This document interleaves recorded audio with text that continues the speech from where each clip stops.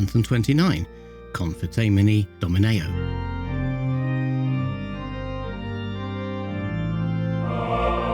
Welcome to Anthem 29 in my attempt to write a new choir anthem every week for a year.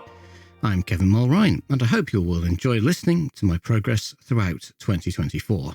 Please do visit the website, anthem52.com, follow along on x.com or Instagram at realanthem52, and send me a message to show@anthem52.com. This was the last week of the academic year, and my choir sang a final choral Evensong at the ancient Guild Chapel in Stratford. It was founded by the medieval Guild of the Holy Cross, and is just across the road from the site of William Shakespeare's final house in the town. William's father is reputed to have been behind the whitewashing of the elaborate medieval wall paintings in the chapel that have been restored recently. When I attended King Edward VI School, and then my son Edward did the same, school services were held in the Guild Chapel. The school was founded by the Guild to provide education for their sons, and William Shakespeare is a former pupil. It's been a lovely tradition for a number of years for the final Evensong of the year to be at this Guild Chapel, which has a much better acoustic than Holy Trinity Church.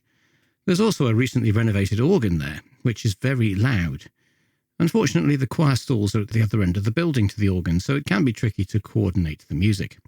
However, it was a great occasion despite the sweltering heat that saw one tenor wilting towards the end of the service. Anyway, back to this week's anthem. When looking at the psalms set for this week, I spotted the words of a rather well-known anthem, "They that go down to the sea in ships." It carries on, "and occupy their business in great waters. These men see the works of the Lord, and his wonders in the deep." The setting of these words by assumption is one of my favourite anthems. Not everyone shares my opinion, of course. The section "stagger like a drunken man" can be taken as a bit daft, but I think it's fun. Finding these lines wasn't really a surprise because my choir sang this anthem last week. It was Sea Sunday, after all. I didn't try and do my own version of this part of Psalm CV11, that's 107, but rather the opening using these words. "O give thanks unto the Lord, for he is gracious, and his mercy endureth for ever. Let them give thanks whom the Lord hath redeemed, and delivered from the hand of the enemy, and gathered them out of the lands from the east, and from the west, from the north, and from the south."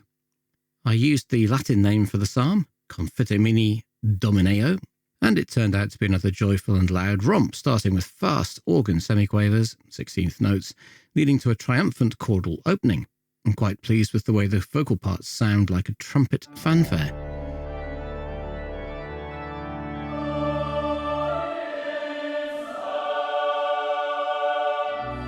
I think the organ accompaniment creates a good counterpoint to the vocal parts as they become less chordal and more like answering phrases.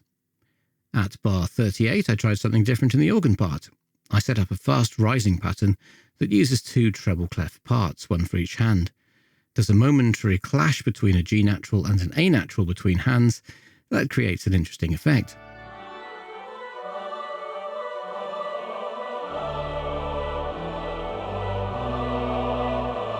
The vocal parts float against all the semiquavers to create a complex texture with plenty of slower moving triplets to confuse the ear. Finally, the organ pedals and the basses have a contrasting, slow moving line in unison, almost always. I like the overall effect very much.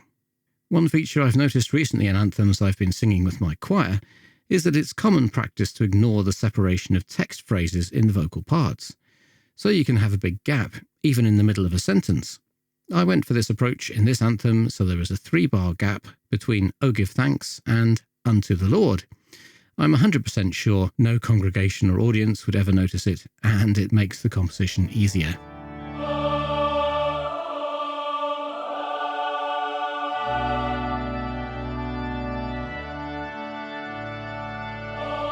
I repeat the opening section at the end because I think it's far enough away to avoid annoying repetition, and it's a strong enough passage to bear reiteration. The final bars are simple but effective, I think.